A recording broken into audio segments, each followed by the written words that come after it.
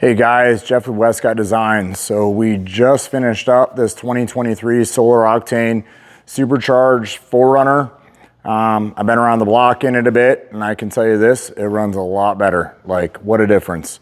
The low end, the mid-range, and the upper RPMs, it really runs good. So super cool to have done this. I just want to point out a couple things on this one, and then I'll show you another one we're actually right in the middle of. When we do these things, every time we touch a bolt or we do something, we mark those bolts. Actually, each technician has a different color that we mark them with, so we can see if the line's been broken, if the bolt has moved at all.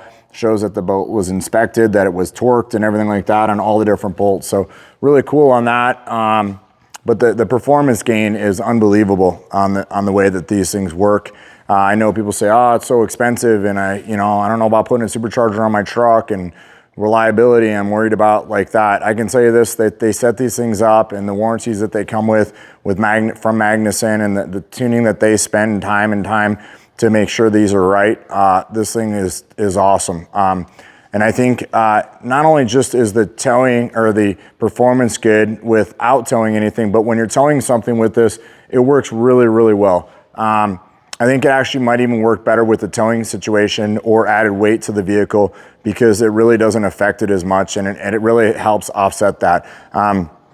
This particular truck, we did a 34.5-inch tire on it, still has stock gearing on it, and it works really well with the way it's set up. And we've added the roof rack, we've added rock sliders, we've added the rear tire carrier, and so some weight's been added to it, and some rolling reciprocating weight as well with the larger tires on it.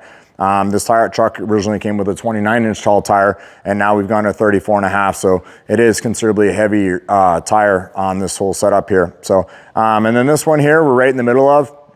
We've drained the coolant out, as you can see, the reservoir underneath, or the bucket underneath, to catch the coolant out of it. Some of the things are getting switched. Some of the fittings here, we tape off the intake manifold just so we don't get anything down, dust, dirt, anything down the intake manifold. Some of the airbox gets switched out here. Basically, when we're all done, it'll look like it's factory. And like I said, again, we mark all the bolts, so it all looks really good. We do quite a few of these a month with Magnuson, probably 10 of them a month to be exact.